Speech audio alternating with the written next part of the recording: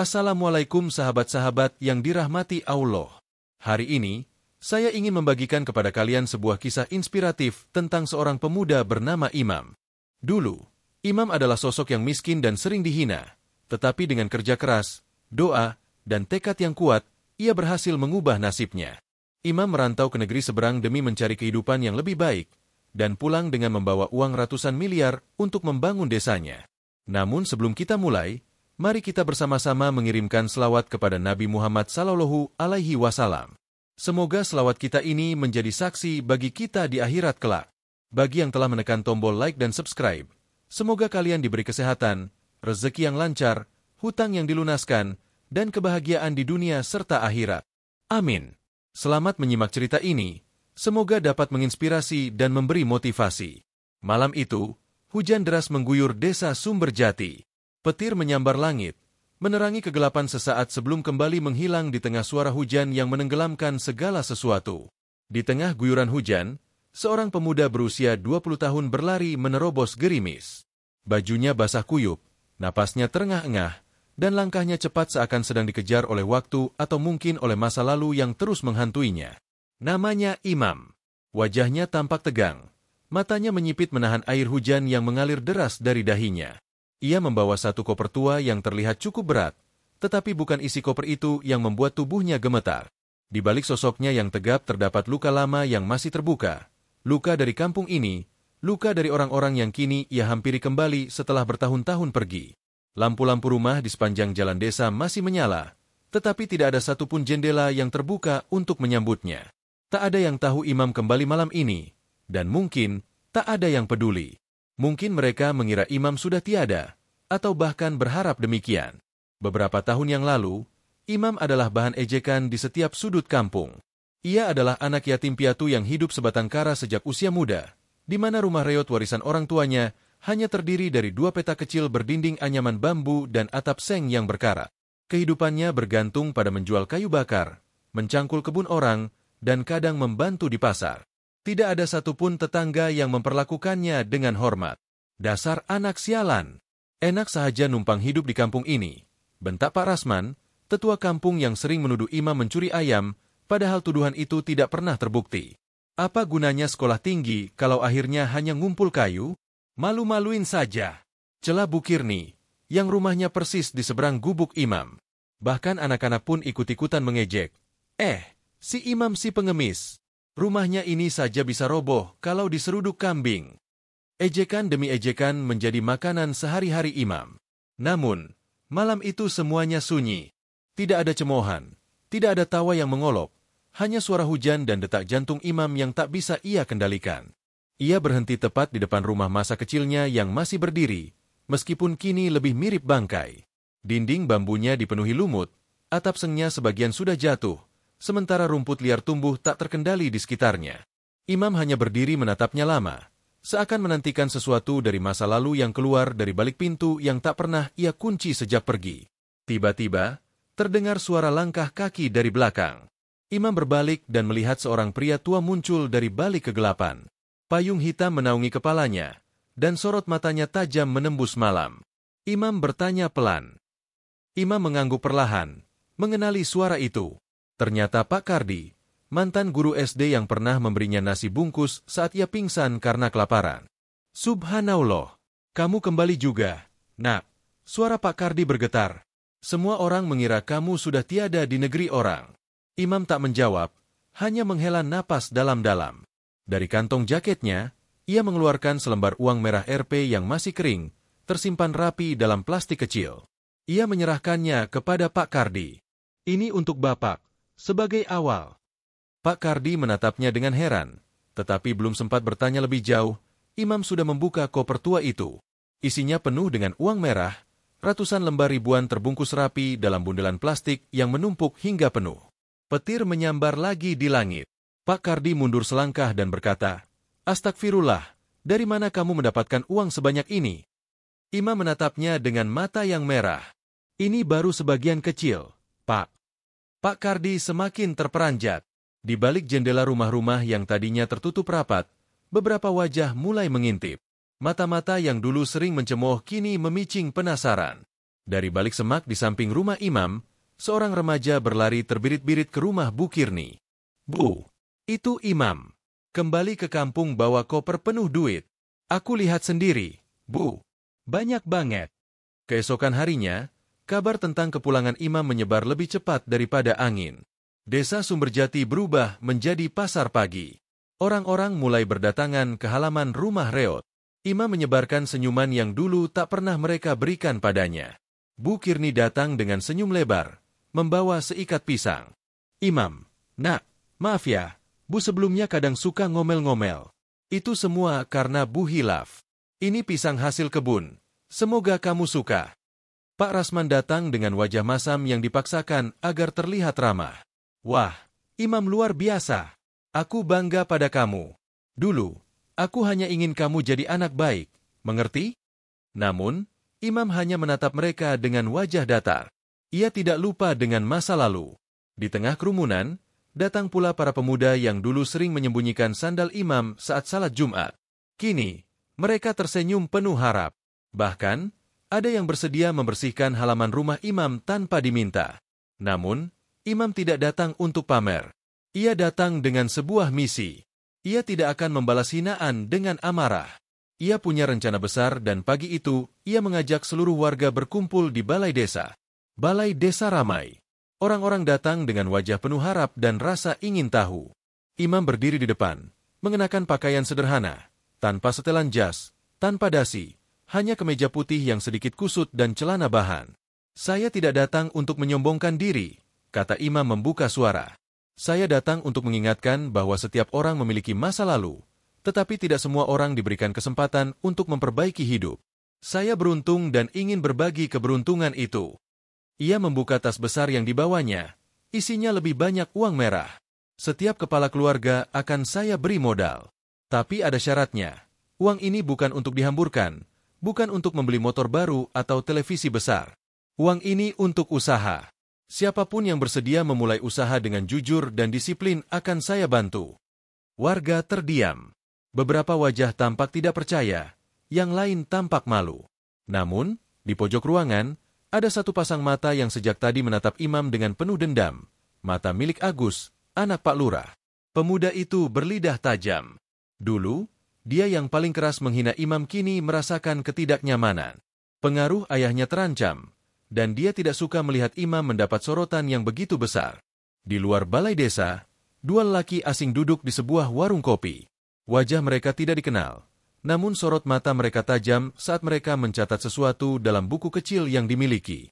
Salah satu dari mereka berbisik pelan, "Anak ini menarik, tapi uang sebanyak itu. Pasti ada sesuatu yang disembunyikan," ujar salah satu lelaki sambil mengangguk.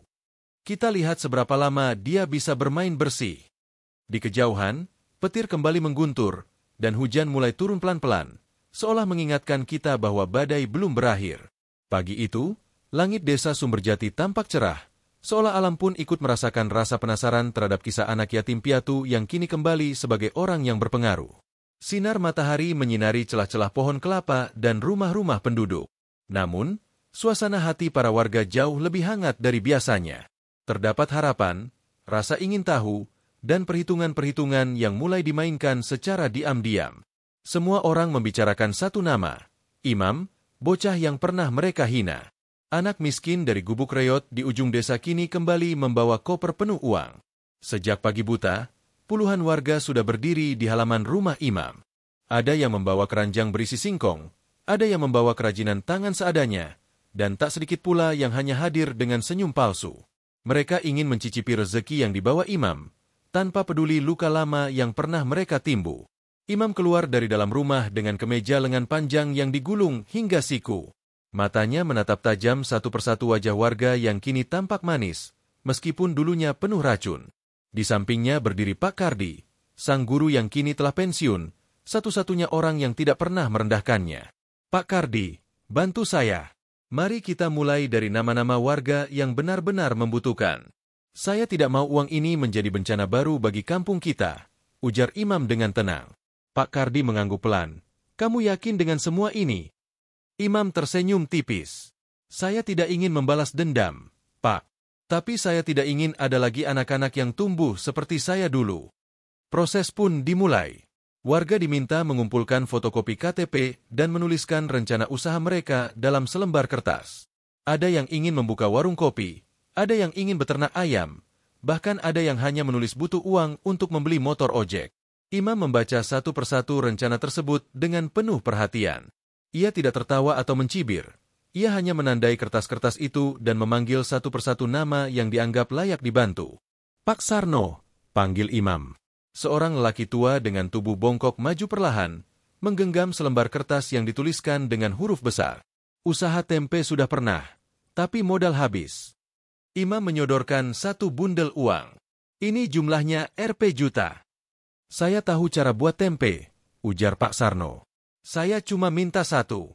Jangan bagi hasil ke saya, tapi ajari dua pemuda di desa ini agar bisa ikut usaha. Dengan menunduk, mata Pak Sarno berkaca-kaca. Allah, matur nuwun, Li Gusti sing embales. Satu persatu nama dipanggil. Beberapa orang menangis, ada yang bersujud, namun tidak sedikit pula yang menahan air mata, menahan rasa iri. Bu Kirni yang dahulu paling sering mengejek Imam sebagai bocah najis kini berdiri dengan tubuh bergetar menunggu namanya disebut. Bu Kirni. Suara Imam akhirnya terdengar. Perempuan itu maju sambil membawa plastik berisi keripik singkong. Saya mau jualan ini, Li, tapi saya tidak punya etalase, tidak punya motor. Suami saya juga sudah tidak bekerja. Ucapnya pelan. Imam menatap keripik itu dengan penuh rasa ingin tahu, seolah mendengar bisikan untuk meminta maaf. Ia membuka satu bungkus dan mencicipinya. Rasanya memang asin dan gurih, namun tidak ada yang istimewa. Ia berpaling kepada Bu Kirni dan berkata, "Ini enak, Bu. Tapi kita perlu menata ulang cara penyajiannya. Saya akan memberikan modal, dan saya juga akan memanggil seorang pemuda dari kota untuk membantu Ibu dalam membuat branding yang lebih menarik." Sambil berkata demikian, tangannya dengan lembut menyodorkan bungkus keripik itu. Uang dalam bundel jutaan rupiah di tangan Bu Kirni membuatnya menangis di tempat. Tiba-tiba, suara keras menyeruak dari kerumunan. "Weh, enak banget dibagi duit kayak gini. Enggak takut duitmu habis, Dik?" Semua orang teralih perhatian saat Agus, anak Pak Lurah, melangkah maju dengan nada tinggi. Ekspresi wajahnya mencerminkan ketidakpuasan yang mendalam, seolah-olah Imam sedang merusak tatanan sosial kampung. Modal usaha boleh, tapi tidak begini caranya. Orang jadi pemalas semua, teriaknya. Imam menatapnya dengan tenang. "Mas Agus, bukankah kau pernah bilang aku ini hanya pengemis yang tidak akan pernah sukses?" Agus terdiam sesaat sebelum mendengus. "Justru itu, aku heran dari mana duitmu ini. Jangan-jangan ada bisnis kotor di luar sana. Narkoba, penipuan, jual beli organ." Tanpa disangka, semua warga tertegun mendengar tuduhan itu. Pak Kardi segera berdiri dan berusaha menenangkan. "Mas Agus, hati-hati dengan ucapanmu. Ini bukan forum untuk menuduh." Namun, Imam tetap tenang dan berkata, "Saya mengerti, Mas. Orang yang terbiasa merasa di atas pasti ketakutan ketika ada yang bangkit dan berdiri lebih tinggi." Suasana seketika hening, dan beberapa warga mulai merasa tidak nyaman dengan sikap Agus. Secepatnya, Imam mengalihkan pembicaraan. "Sudahlah, mari kita lanjut. Yang berikutnya, Pak Karman, usaha ternak bebek, silakan maju." Satu persatu, warga menerima bantuan. Namun, di balik itu, dua orang asing yang sebelumnya diam di warung kopi kini mulai bergerak aktif. Mereka menyusup dan mengajukan pertanyaan kepada warga, mencatat setiap nominal, bahkan mencari tahu pekerjaan Imam selama di Qatar. "Uangnya terlalu banyak untuk ukuran seorang buruh biasa," kata salah satu dari mereka. "Harusnya kita segera laporkan ini, pasti ada yang tidak beres." Di sisi lain, Imam yang tengah membagikan uang tersebut sebenarnya menyimpan beban berat dalam hatinya. Ia paham betul bahwa uang yang ia bawa tidak datang dengan mudah. Ada sejarah panjang, peluh, darah, dan pilihan sulit yang pernah ia ambil. Namun, ia merasa belum saatnya untuk mengungkap semuanya. Sore harinya, Imam duduk sendirian di teras rumah, memandang langit jingga yang perlahan redup. Warga sudah bubar, dan ratusan juta rupiah telah terbagi, tapi bukan itu yang membuatnya lelah. Tatapan penuh harap dari semua orang seolah mengingatkannya bahwa mereka ingin sesuatu darinya, seolah dirinya adalah dompet berjalan. Tiba-tiba, dari balik pagar bambu, muncul seorang anak kecil dengan tubuh kurus dan wajah penuh debu. Ia membawa selembar kertas lipat kecil yang digulung seperti surat. "Mas," katanya, "Mas Imam bisa bantu bikin usaha." Imam menatapnya dan bertanya, "Namamu siapa?" "Fajar. Ayahku sudah meninggal, dan ibu di rumah sakit. Aku pengin jualan es lilin." Imam tertegun lama, menerima surat dari tangan bocah itu. Isinya adalah coretan tangan kecil yang berantakan, tetapi jelas terbaca, "Mau jualan es biar bisa bantu ibu beli obat." Air mata Imam mengalir mendengar perkataan itu. "Fajar, mulai besok kamu tidak perlu keliling lagi menjual es lilin. Kita akan bangun warung kecil di depan rumahmu. Kamu jaga di sana, aku yang modalin," ujarnya. Fajar tersenyum lebar, bukan hanya karena uang, tetapi karena harapan. Untuk pertama kalinya dalam hidupnya, ia merasa dihargai. Imam mengelus kepala anak itu. "Dulu, aku juga sepertimu, tapi tidak ada yang membantuku. Sekarang, giliranku untuk mengubah itu." Di kejauhan, dua orang asing tadi terus mengamati. Salah satunya berbicara dengan suara pelan. "Jika anak ini bersih, dia bisa menjadi bahaya." Kenapa? Karena orang-orang mulai percaya padanya, dan kepercayaan itu lebih kuat daripada uang. Malam di desa Sumberjati biasanya sunyi, namun malam itu berbeda. Di beberapa rumah warga, lampu menyala terang benderang, dan suara obrolan terdengar riuh. Di jalan, pembicaraan sebagian besar tertuju pada satu topik, uang dan satu nama. "Imam, Masya Allah, tadi aku dapat R juta, Pak. Seumur hidup, aku belum pernah memegang uang sebanyak itu." "Itu enak." "Ya, aku malah cuma diberi R juta. Padahal, usahaku sudah lebih lama daripada warung Bukirni. Ini gak adil." "Coba lihat, pasti Imam itu pilih-pilih. Yang dulu merendahkan dia malah gak diberi banyak," keluh salah satu warga. Kecemburuan mulai tumbuh perlahan, tajam seperti sembilu yang menggores halus. Tanpa terasa, namun menimbulkan luka yang dalam. Di sudut gelap dekat warung kopi Pak Darto, dua orang asing masih duduk. Mereka kini tidak hanya mencatat, tetapi juga menghubungi seseorang melalui ponsel. Laporan awal sudah dikirim. Kita tunggu instruksi. Tapi orang ini harus segera diawasi. Kita butuh bukti kuat, minimal tahu dari mana uangnya berasal, karena jumlahnya absurd. Orang kampung bisa bawa miliaran ke sini dan membagikannya cuma-cuma. Itu tidak masuk akal. Tak lama kemudian, mereka bangkit. "Besok pagi kita akan ke kota untuk mengurus beberapa dokumen guna menyelidiki siapa sebenarnya Imam. Tapi malam ini, kita juga akan mengutus satu pemuda desa untuk mulai menggali informasi dari dalam." Dan pemuda itu adalah Wahyu, anak dari salah satu mantan mandor pabrik yang dulu juga membenci Imam karena dianggap merusak nama baik keluarga buruh. Wahyu dikenal pandai bicara dan wajahnya cukup bersahabat, tapi ia juga terkenal sebagai penjilat. Keesokan pagi, Imam sudah berada di halaman rumahnya sejak subuh. Ia menyapu halaman yang dipenuhi daun jati, bukan karena tidak ada orang yang disuruh, melainkan karena sejak kecil ia tak terbiasa diperintah. Ia lebih nyaman mengerjakan hal-hal sederhana sendiri. Pak Kardi datang membawa beberapa data baru. "Imam, ada 5 orang lagi yang ingin mengajukan bantuan, tapi satu orang ini agak aneh. Dia tidak menulis apa-apa, cuma bilang ingin ngobrol langsung." Imam menerima map tersebut, dan di dalamnya tertulis nama Wahyu. Ia terdiam sejenak. "Suruh dia datang siang nanti. Saya ingin lihat niatnya." Tepat pukul siang, Wahyu datang dengan senyum yang terlalu lebar untuk ukuran pertemuan biasa. "Mas Imam, maafkan aku dulu ya. Waktu kecil aku ikut-ikutan mengejek kamu. Aku bodoh. Aku hanya nurut kata bapak. Sekarang aku sadar kamu orang besar." Imam tidak langsung menanggapi. Ia hanya mempersilakan Wahyu duduk. "Aku tidak minta bantuan uang, Mas. Aku cuma ingin kerjasama. Aku bisa bantu mengatur distribusi bantuan, bikin sistem data warga yang rapi, bahkan bikin laporan keuangan biar semuanya transparan." Imam mengangkat alis. "Kamu kuliah di mana?" Wahyu menjawab, "Enggak kuliah, Mas. Tapi aku belajar dari YouTube." Imam tersenyum kecil. "Kamu datang ke sini bukan hanya untuk ingin bantu, kan?" Wahyu sedikit gelagapan, tetapi sebelum bisa menjawab, Imam lanjutkan, "Kamu disuruh seseorang, aku tahu." Wahyu membeku. "Sampaikan kepada mereka yang menyuruhmu, saya tidak takut. Tapi jika mereka berani mengganggu satu warga yang sudah saya bantu, saya tidak akan tinggal diam." Wahyu hanya menunduk, tak berani mengucapkan sepatah kata pun. Ia lalu pamit dengan alasan perut mulas. Namun, dari tatapan matanya, Imam tahu malam ini akan ada gerakan. Setelah Wahyu pergi, Imam melangkah masuk ke dalam rumah. Ia menutup pintu di belakangnya dan membuka koper besar yang ternyata masih penuh dengan uang kertas merah. Di dalam koper itu, ia juga menemukan sebuah map hitam.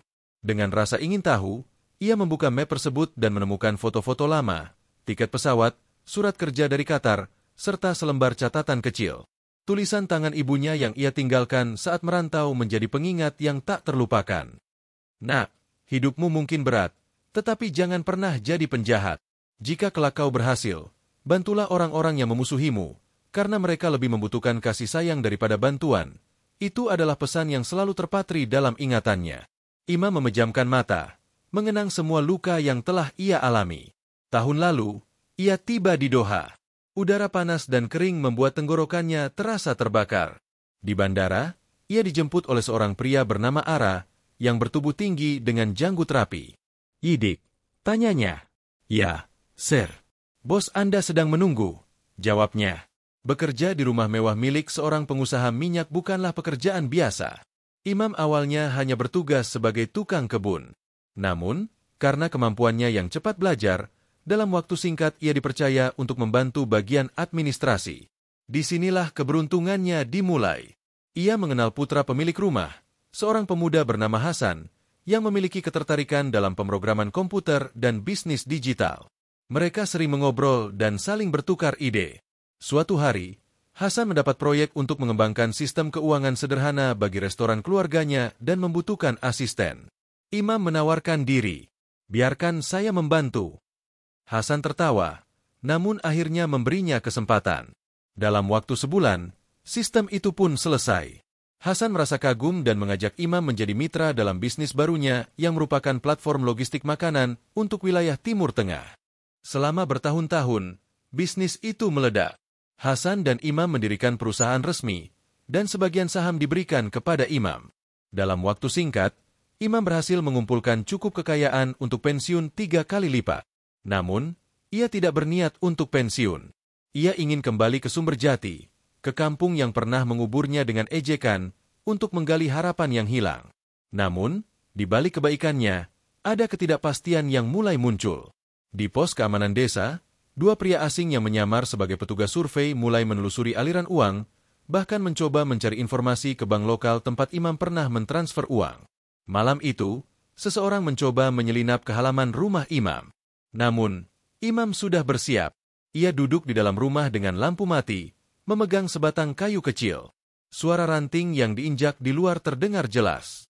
"Hanya lihat-lihat, mungkin uangnya jatuh di luar," pikir Imam.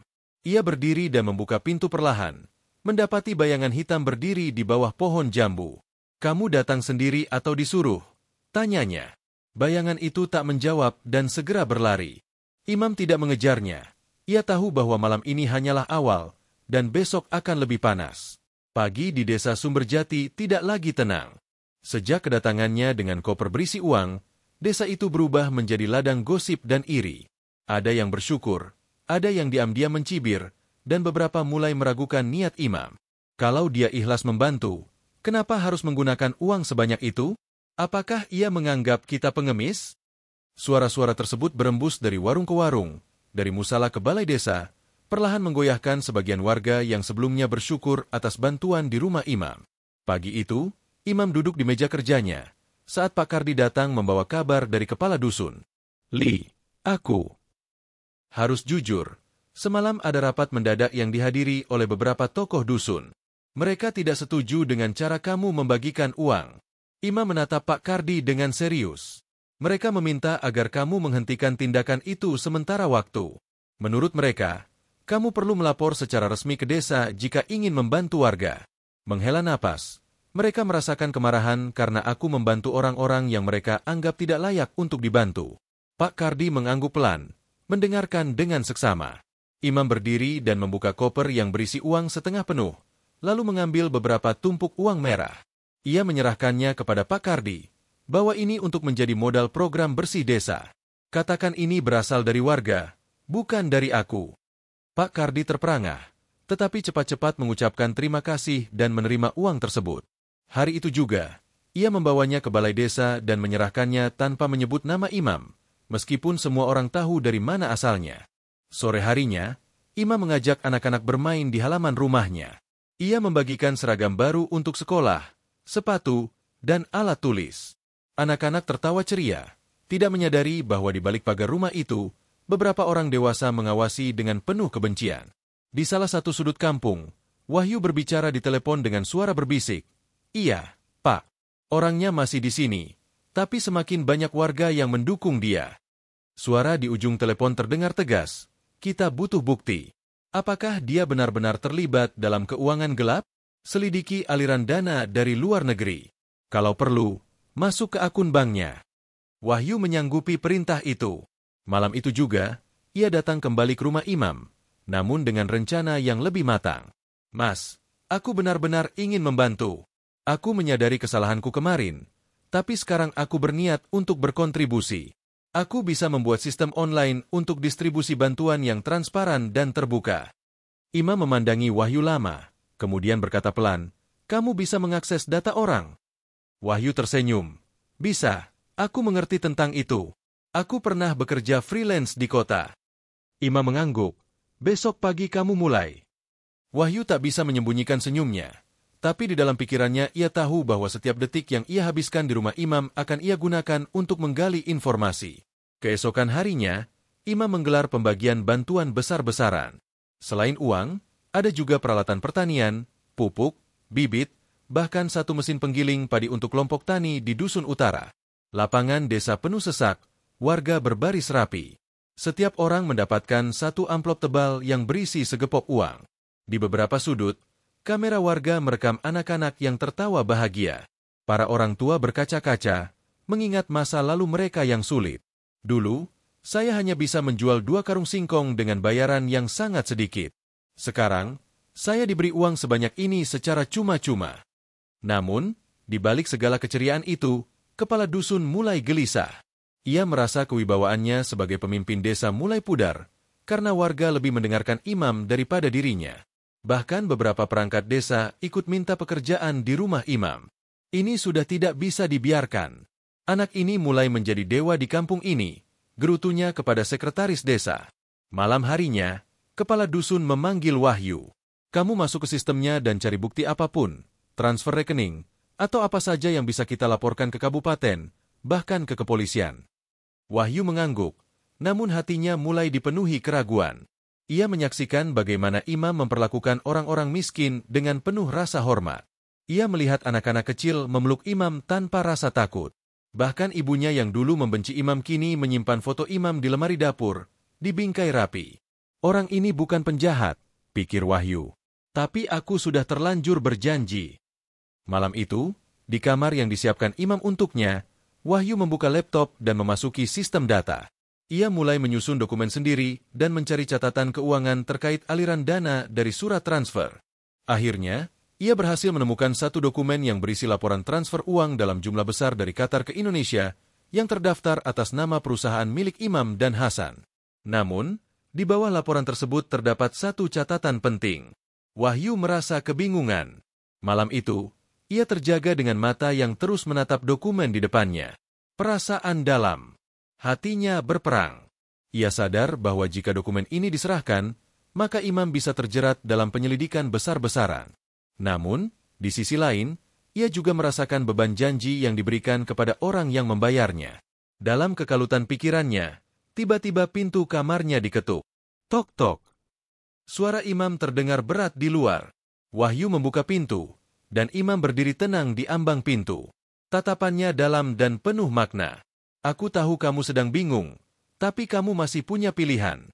Kau masih bisa memilih untuk menjadi manusia," ujarnya. Wahyu tidak memberikan jawaban. Di luar, angin malam membawa aroma jati dan tanah basah dari desa Sumberjati yang tampak tenang. Namun, di balik ketenangan itu, badai sedang mengintai. Fajar perlahan muncul dari balik pepohonan jati, menandai awal hari baru. Udara di desa masihlah dingin, tanah masih lembab, dan ayam-ayam mulai berbunyi. Di musala kecil di belakang rumahnya, imam duduk bersila, menggenggam mushaf kecil bersampul hijau tua yang mulai menguning. Dengan lirih, ia membaca surah Al-Waqiah, seperti yang dilakukannya bertahun-tahun lalu saat tinggal di kamar kontrakan sempit di Qatar. Setelah menyelesaikan bacaan, imam menengadahkan tangan, menutup mata, dan menghayati setiap bait yang telah dibacanya. Setelah sejenak, ia bangkit dan membuka pintu belakang. Di sana, 3 orang berdiri, 3 nenek tua dengan penglihatan kabur, seorang bapak dengan kaki pincang, dan seorang bocah lelaki yang menggenggam tangan adiknya yang belum bersekolah. Senyum imam merekah. "Tunggu sebentar," ucapnya, sebelum ia masuk ke dalam rumah dan mengambil 3 amplop berisi uang serta sebuah kotak berisi makanan sisa yang disusun rapi dan segar. "Saya belum bisa banyak bantu, tapi semoga ini cukup untuk hari ini," katanya. Ketiganya menunduk, mengucapkan terima kasih dengan penuh rasa syukur. Siklus kebaikan ini hampir tak pernah terputus, berlangsung setiap hari dalam kesunyian, tanpa hiruk-pikuk kamera, hanya ia dan mereka yang mengetuk pintu saat dunia masih terlelap. Wahyu menyaksikan semua itu dari balik jendela, merasa tertegun. Sejak hari itu, hatinya terasa ditarik dalam keadaan yang bercampur baur. Rencananya yang semula terencana kini terasa kotor. Namun, ia tahu bahwa ia belum bisa berhenti. Malam itu, kepala dusun menghubunginya kembali, mendesaknya untuk segera mengirimkan dokumen yang diminta. Akhirnya, setelah menekan tombol untuk mematikan telepon, kepalanya terasa berat dan dadanya sesak. Beberapa hari kemudian, Balai Desa mengumumkan pengumpulan warga untuk rapat besar, dan semua warga, termasuk imam, diminta hadir. Sebelum itu, imam mengajak Wahyu ke sebuah kebun singkong tua di belakang dusun, tempat yang dulunya milik orang tuanya. "Di sini, aku sering mencangkul sepulang sekolah," kenang imam lembut. "Dulu, aku sering menangis sendirian di tempat ini, merasa malu, lelah, dan seolah tidak ada satupun yang peduli." Ia menatap tanah keras di bawah kaki mereka. "Aku hanya punya 2 keyakinan. Keyakinan pada Allah dan keyakinan bahwa satu-satunya jalan keluar adalah dengan memberi, meskipun saat itu aku sendiri tidak memiliki apa-apa." Wahyu mendengarkan dengan hikmat. Imam melanjutkan, "Di Qatar, aku mulai bekerja dari membersihkan WC hingga menjadi buruh bangunan, dan aku mengenal Hasan, seorang teman dari Sudan yang mengajakku untuk memulai usaha catering. Aku tahu tentang surat Al-Waqiah dari dia. Dia yang mengajarkanku, dan berkata, siapa yang rajin membaca dan percaya bahwa rezekinya tidak akan pernah sempit. Pada awalnya, aku menganggap itu hanya sugesti belaka. Namun, ternyata semua itu benar. Pelan-pelan usaha kami bergerak, dari catering untuk buruh migran hingga akhirnya mendapatkan kontrak dengan perusahaan konstruksi besar." Wahyu menatap imam, ingin bertanya tetapi urung. Imam menghela napas dan berkata, "Aku tidak tahu mengapa Allah memberiku semua ini, tetapi aku yakin semua ini bukan untuk disimpan sendiri." Hari rapat pun tiba. Warga memenuhi balai desa, sementara kepala dusun berdiri di depan dengan wajah yang tegang. "Warga desa Sumberjati, hari ini kita akan membahas hal yang penting. Ada laporan bahwa kegiatan bantuan dari Mas Imam ini tidak terdaftar secara resmi dan berpotensi melanggar aturan." Warga mulai saling memandang. Seorang perangkat desa melangkah maju membawa map. Ini adalah dokumen yang dikumpulkan oleh saudara Wahyu.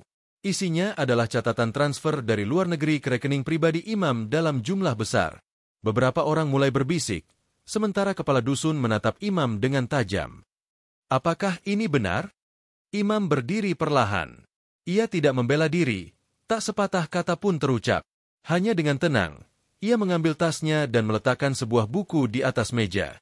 Ini adalah catatan seluruh transaksi dan penerima bantuan.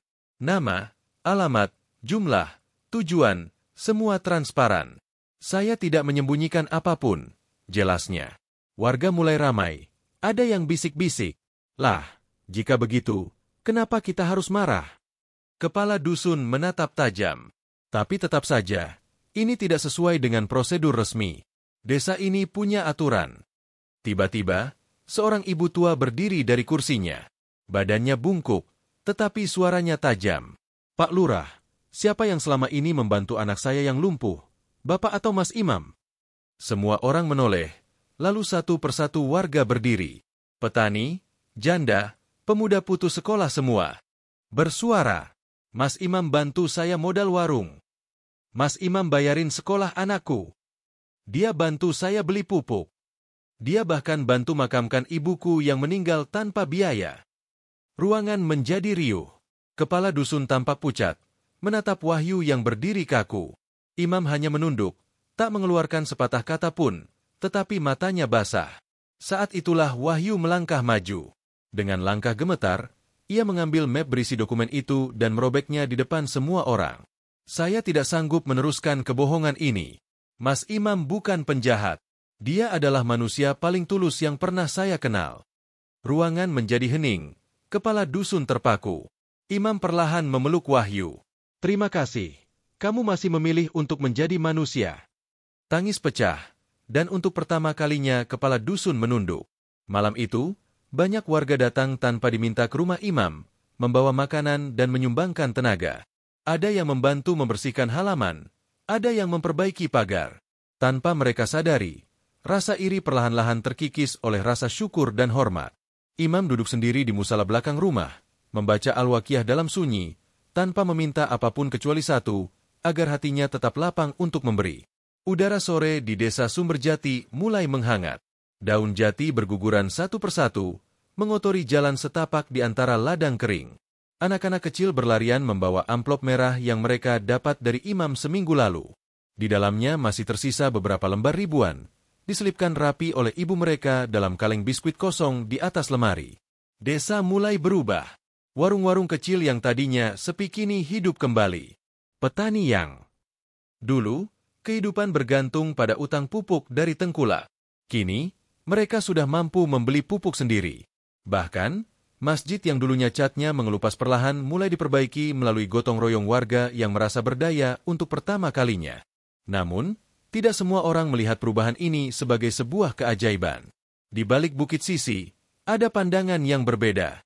Di utara desa, sebuah mobil Pajero hitam berhenti di depan sebuah rumah megah milik Sugeng, seorang mantan pejabat kabupaten. Dulu, ia memegang kekuasaan atas tanah-tanah di sekitar Sumberjati, namun kini, setelah pemerintah pusat melakukan penataan ulang data, kekuasaannya sudah pudar. Hanya satu akses ke birokrasi dan orang-orang dalam itulah yang tersisa.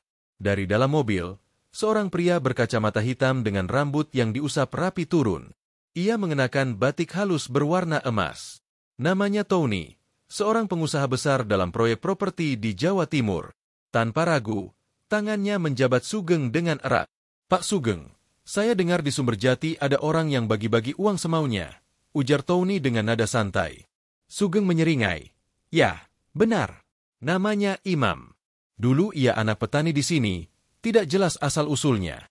Tiba-tiba saja, setelah kembali dari Qatar, ia membawa uang ratusan miliar. Warga langsung disuap semua. Tony tertawa pendek. Nah, kita tidak bisa membiarkan ini berlarut, katanya. Saya sudah merencanakan investasi besar untuk membangun kawasan industri di atas ladang warga. Tapi sekarang mereka merasa punya kuasa karena dia. Sugeng melirik Tony. Tenang. Saya masih memiliki beberapa orang di kabupaten. Kita atur supaya dia terjerat masalah hukum, bisa cuci uang, kegiatan ilegal, dan sebagainya. Kita tinggal goreng saja. Tony tersenyum lebar. Bagus. Mulai sekarang, pantau semua gerak-geriknya. Kirim orang untuk merekam dan intai, jika bisa sisipkan orang dalam. Sugeng mengangguk. Saya tahu siapa yang bisa kita manfaatkan. Toyo. Sementara itu, malam telah tiba di rumah Imam. Ia baru saja selesai salat Isya ketika Wahyu datang dengan membawa 2 gelas teh hangat. Mereka duduk di teras dan tidak banyak berbicara. Hanya suara jangkrik yang menemani mereka. Aku takut, Dik, bisik Wahyu. Imam menoleh pelan. Takut kenapa? Warga yang dulu aku bantu sepertinya gak tinggal diam. Aku dengar ada yang datang ke rumah menanyakan tentangmu dan memberi tawaran aneh.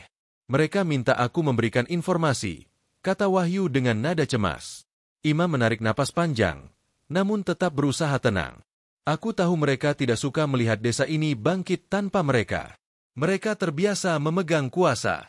Dulu, orang-orang harus tunduk dan meminta bantuan kepada mereka. Ia mengalihkan pandangannya ke halaman depan, di mana pohon jambu air mulai berbunga. Aku tidak menyangka mereka akan segigi ini, ujar Wahyu sembari mencengkeram gelasnya. Aku tidak mau jadi bagian dari mereka, Dik. Aku akan ikut kamu, apapun yang terjadi, tegas Wahyu. Imam tersenyum. Kau tidak harus ikut aku. Cukup, Jangan jadi bagian dari mereka. Hari-hari berikutnya, kantor kecamatan dipenuhi dengan kedatangan tamu dari luar. Tony dan Sugeng datang membawa map tebal berisi laporan dugaan transaksi mencurigakan oleh imam.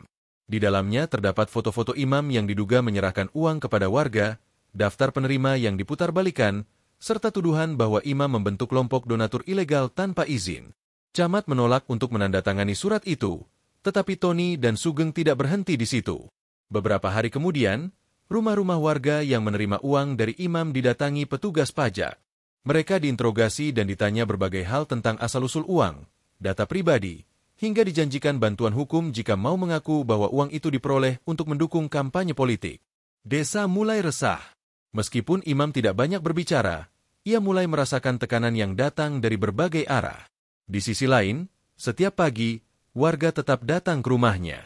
Mereka bukan hanya meminta bantuan, tetapi juga sekadar duduk, mengobrol, dan mengucapkan terima kasih.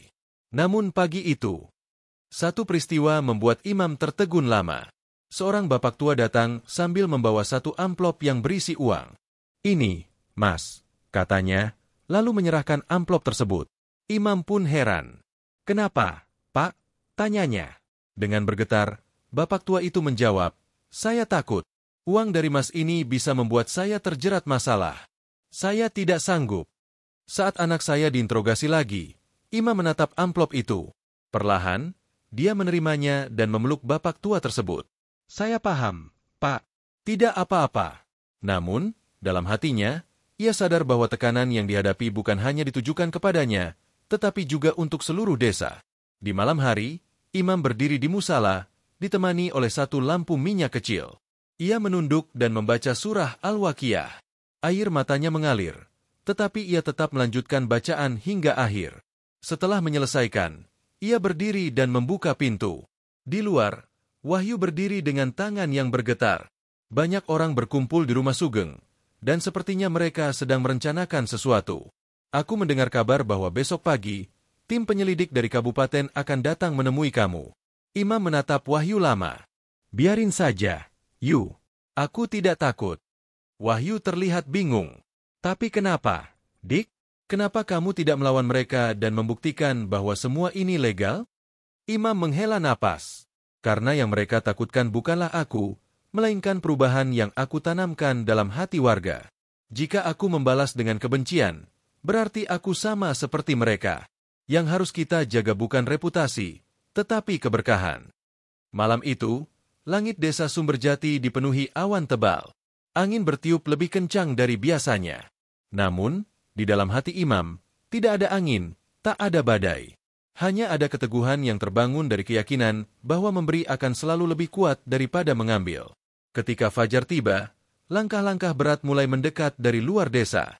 Pagi itu, fajar baru saja menyingsing, dan kabut masih menggantung di atas persawahan, membentuk lapisan tipis yang hampir tak terlihat. Udara lembab menyentuh lembut wajah siapapun yang melangkah keluar rumah. Akan tetapi, pagi itu berbeda dari biasanya di desa Sumberjati.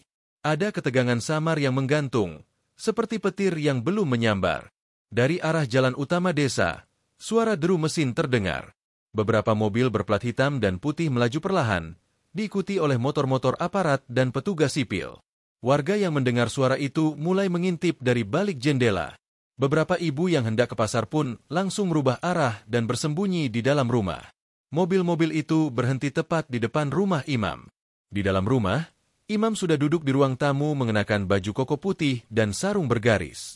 Di depannya, kitab Al-Quran masih terbuka di halaman surah Al-Waqiah. Ia baru saja menyelesaikan bacaan ayat terakhir dan sedang menutupnya dengan doa.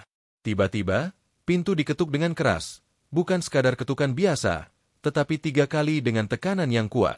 Wahyu berdiri dekat pintu, terkejut dan gugup. "Imam, mereka datang." Imam berdiri tanpa mengucapkan sepatah kata pun, hanya memberi isyarat kepada Wahyu untuk tetap tenang. Ia membuka pintu perlahan. 2 orang berpakaian dinas berdiri di depan pintu, disusul 3 orang lainnya yang mengenakan jas dan membawa map. Salah satunya memperkenalkan diri sebagai penyelidik dari kantor wilayah pajak dan transaksi keuangan. "Maaf, Pak Imam, kami diutus untuk menindaklanjuti laporan dugaan aktivitas keuangan ilegal dan potensi pencucian uang. Kami ingin melakukan pemeriksaan terhadap kegiatan Bapak di desa ini. Imam hanya mengangguk dan berkata, "Silakan." Mereka pun masuk, dan meja tamu segera dipenuhi dengan berkas kertas serta dokumen yang mereka minta dari imam. Namun, imam menunjukkan ketenangan. Ia tidak panik sedikit pun. Semua catatan telah disimpannya dengan rapi. "Aktivitas ini, Anda mencatat semuanya sendiri," kata mereka. "Saya hanya ingin memastikan agar warga tidak bingung mengenai setiap penerima bantuan. Saya memiliki semua data yang diperlukan dan saksi, serta setiap transaksi dilakukan melalui rekening bank, kecuali untuk mereka yang tidak memiliki akses." Para petugas saling berbisik. "Pak Imam, apakah Anda memiliki izin resmi untuk mendirikan yayasan atau lembaga sosial?" Imam hanya tersenyum kecil. "Saya bukan yayasan, melainkan seorang individu. Ini bukan organisasi. Saya hanya pulang kampung untuk membantu tetangga." Salah satu dari mereka yang sebelumnya berada di Amdia memeriksa laporan di laptop akhirnya berbicara. "Semua aliran uang ini berasal dari rekening pribadi saya di Qatar, ditransfer ke Bank Nasional, dan dari sana ditarik secara bertahap. Tidak ada tanda-tanda transaksi yang mencurigakan." Wajah mereka mulai berubah dari percaya menjadi ragu. Namun, seorang wanita berambut cepak menatap tajam dan bertanya, "Namun jumlahnya sangat besar, puluhan miliar rupiah. Apakah Anda yakin tidak menyembunyikan motif bisnis atau politik?" Imam berdiri dan masuk ke kamar, lalu kembali dengan sebuah koper besar. Koper itu diletakkannya di tengah ruangan dan dibuka. Di dalamnya tersusun rapi uang dalam pecahan baru, masih kaku dan wangi tinta. "Ini sebagian dari dana yang belum saya salurkan. Saya ingin warga mandiri. Saya ingin anak-anak bisa bersekolah. Saya tidak mengharapkan imbalan dan tidak punya urusan dengan politik," katanya. Lalu, salah satu petugas bertanya, "Dari mana sebenarnya sumber dana ini?" Imam menatap mereka dengan tenang. "Saya bekerja di Qatar mulai dari bawah, mencuci piring, menjadi tukang las, bahkan pernah tidur di kontainer. Setiap kali setelah salat subuh, saya menyisihkan sedikit uang untuk bersedekah. Dan setiap malam, saya membaca surah Al-Waqiah. Bertahun-tahun saya melakukan itu. Allah yang membalas semuanya. Dan saya percaya, rezeki yang saya bawa ini bukan milik saya. Ini adalah milik orang-orang yang pernah merendahkan dan mengusir saya dari masjid. Mereka adalah alasan saya terus melangkah." Keheningan mendadak menyelimuti ruangan. Hari itu, petugas pergi tanpa membawa apapun karena mereka tidak dapat menemukan satupun bukti pelanggaran. Semua dana tercatat, semua penerima terdata, dan tidak ada motif tersembunyi yang bisa dijadikan celah hukum. Namun, kabar kedatangan mereka cepat menyebar ke seluruh desa. Warga mulai berkumpul di depan rumah imam. Tidak hanya puluhan, tetapi ratusan orang, dari anak-anak, ibu-ibu, bapak-bapak, hingga para sesepuh desa. Mereka berdiri dalam diam, hingga seorang ibu parubaya maju ke depan dan berkata, "Mas Imam, jika kami semua harus masuk penjara karena menerima uangmu, kami siap. Tapi jangan biarkan orang jahat merampas hidup kami lagi." Tangisnya pecah, diikuti oleh puluhan warga lain yang turut meneteskan air mata. Imam keluar dari rumah dan berdiri di tangga batu kecil yang menghadap ke kerumunan. "Saya tidak akan membiarkan kalian diganggu.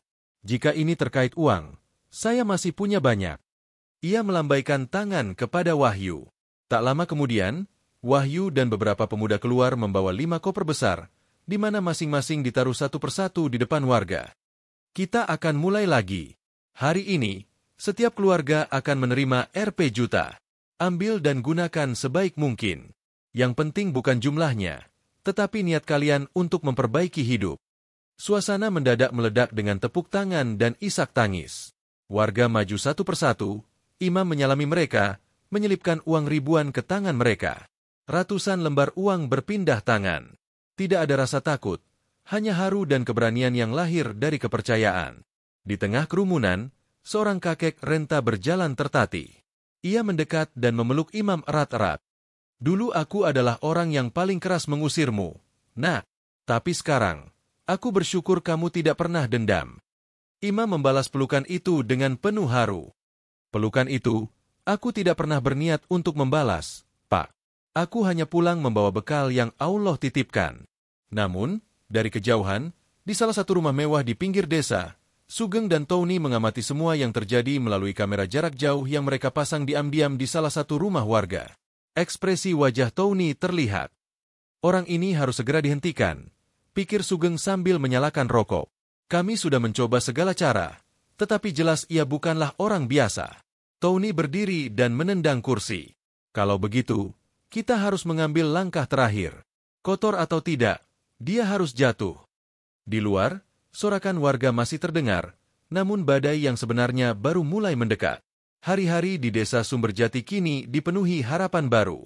Sekolah-sekolah mulai dibangun, dan klinik kesehatan yang dulunya hanya sebuah rumah kecil kini telah berkembang menjadi tempat pelayanan yang lengkap bagi warga. Infrastruktur desa juga mulai diperbaiki dengan serius. Imam tidak hanya memberikan bantuan finansial, tetapi juga membuka mata banyak orang tentang pentingnya pendidikan, kesehatan, dan upaya bersama untuk membangun kehidupan yang lebih baik.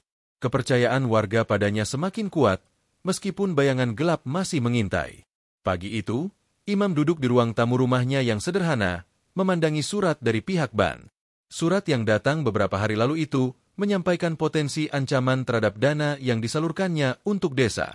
Surat tersebut menyebutkan adanya penyelidikan lebih lanjut dari pihak berwajib mengenai sumber dana yang diterimanya dari luar negeri. Wahyu, yang duduk di sebelah Imam, melihat surat tersebut dan berkata, "Mereka mulai bergerak lagi. Kamu pasti tahu siapa di balik semua ini." Imam hanya mengangguk pelan. "Mereka akan mencoba segala cara, tapi kita tidak bisa mundur. Apapun yang terjadi, desa ini harus tetap maju." Sejak awal, Imam sudah merasakan bahwa langkahnya untuk membangun desa Sumberjati akan selalu ada yang menghalangi. Terlebih, ada beberapa orang yang merasa tidak senang dengan perubahan yang dibawa Imam. Meskipun sebagian besar warga telah merasakan manfaat dari bantuannya, masih ada segelintir orang yang merasa terancam, salah satunya adalah Sugeng. Dengan latar belakangnya sebagai mantan kepala desa, Sugeng merasa bahwa Imam terlalu banyak membawa perubahan yang tidak bisa dia kendalikan. Ia menganggap Imam sebagai ancaman bagi kekuasaannya dan berusaha menghasut warga yang masih meragukan Imam untuk bersatu melawannya. Beberapa hari setelah itu, Imam kembali menerima kabar buruk. Berita mengenai penutupan jalan desa untuk proyek pertambangan ilegal menyebar dengan cepat.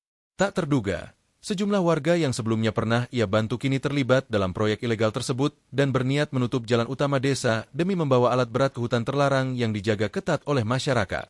Di rumah kepala desa, Imam dipanggil untuk rapat mendadak dengan tokoh-tokoh masyarakat. Suasana tegang menyelimuti pertemuan itu, dan Imam merasakan ketidaknyamanan yang menghangatkan ruangan. Pak Kades, yang duduk di ujung meja, tampak gelisah. "Imam, kami semua tahu niatmu baik, tapi ini bukan hanya soal uang yang kamu bagikan. Ini tentang masa depan desa kita." Imam mengernyitkan dahi mendengar hal itu. "Pak Kades, apa yang dimaksud? Kenapa jalan itu harus ditutup? Kami sudah membangun sistem yang baik di desa. Mengapa harus dirusak?" Sugeng, yang berada di samping Pak Kades, ikut angkat bicara. "Imam, kami tahu kamu punya banyak uang, tetapi kami juga harus memikirkan masa depan kami. Kami tidak bisa mengabaikan tawaran dari perusahaan. Jika mereka masuk ke dalam dunia pertambangan, kita berpotensi untuk meraih kekayaan. Namun, perlu diingat bahwa hutan kita tidak akan dapat bertahan dalam keadaan seperti itu. Selamanya, jika kamu terus berusaha menghalangi kami, semua orang akan menderita." Imam menatap Sugeng dengan tajam. "Apakah kalian pikir hutan ini hanya milik kalian? Mengambil keuntungan pribadi dari warisan leluhur hanya akan merusak semuanya. Jika hutan ini hancur, kita semua akan mengalami kehancuran. Kalian mungkin akan meraih kekayaan sesaat, tetapi jika kita menjaga hutan ini bersama, manfaatnya untuk generasi mendatang akan jauh lebih besar." Namun, Sugeng tidak peduli. "Kau hanya seorang pemuda yang datang entah dari mana. Kami yang telah lama tinggal di sini tahu apa yang terbaik." Beberapa hari setelah pertemuan itu, warga desa mulai terpecah. Banyak yang tetap mendukung Imam, terutama mereka yang telah merasakan manfaat dari bantuannya. Namun, ada juga sekelompok orang terpengaruh oleh hasutan Sugeng yang meragukan niat Imam. Mereka berpikir bahwa Imam hanya ingin menguasai desa untuk kepentingan pribadi. Suatu malam, ketika Imam merenungi situasi tersebut, Wahyu datang dengan wajah cemas. "Imam, ada yang mengincarmu. Beberapa orang yang dulu kamu bantu kini merencanakan sesuatu yang buruk." Imam mengamati Wahyu dengan serius. "Apa yang mereka rencanakan?" Wahyu mendekat dan menundukkan kepala. "Mereka berencana merusak rumahmu dan menyerang reputasimu." Ada yang bilang mereka akan mencoba mencuri uang yang kamu kumpulkan dari Qatar. Ini sudah sangat serius. Imam berdiri tegak. Mereka akan mencoba menghancurkan apa yang telah kita bangun. Tapi kita tidak bisa takut. Kita harus menghadapi ini dengan kepala tegak dan terus melangkah maju, apapun yang terjadi. Imam telah mengambil keputusan bulat. Ia tidak akan mundur dan akan membagikan sisa uang yang ada kepada warga desa, tetapi dengan lebih hati-hati. Ia memanggil kepala desa dan tokoh masyarakat untuk merencanakan penyaluran bantuan agar lebih transparan. Imam tidak ingin ada yang memanfaatkan situasi ini untuk kepentingan pribadi. Hari berikutnya, Imam dan Wahyu mulai menyusun rencana baru. Mereka menyiapkan beberapa koper besar berisi uang yang akan disalurkan langsung kepada keluarga-keluarga yang membutuhkan. Kali ini, Imam memastikan setiap orang yang menerima bantuan harus mencatat dan menandatangani penerimaannya. Sejak pagi, warga yang mendapatkan undangan dari Imam mulai berdatangan dengan antusias dan penuh harap.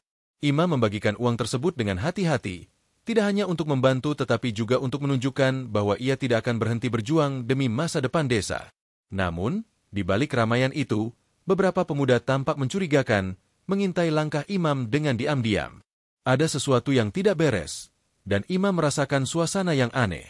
Saat ia memeriksa, ia menemukan sebuah tas besar yang tertinggal di depan pintu. Tiba-tiba, suara ledakan keras mengguncang rumahnya, mengejutkan semua yang ada di sekitarnya. Semua orang berlari keluar, tetapi tidak ada yang tahu siapa yang bertanggung jawab atas ledakan itu. Ketegangan semakin meningkat, dan suasana seketika hening setelah guncangan yang mengguncang rumah Imam. Orang-orang yang tadinya berkumpul mulai panik, tetapi Imam tetap berdiri tegak. Dalam hatinya, ia tahu bahwa ini adalah ujian terakhir, sebuah ujian yang akan menentukan apakah perjuangannya demi desa ini akan berhasil.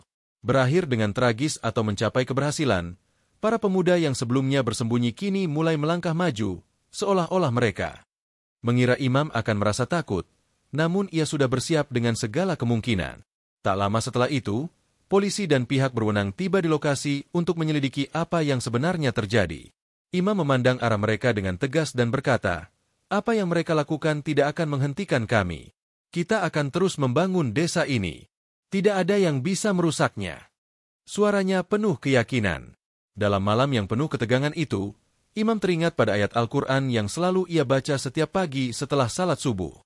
Sesungguhnya Allah tidak mengubah keadaan suatu kaum sehingga mereka mengubah keadaan yang ada pada diri mereka sendiri. Quran, Surat Ar-Ra'd. Ayat ini selalu menjadi pegangan bagi Imam.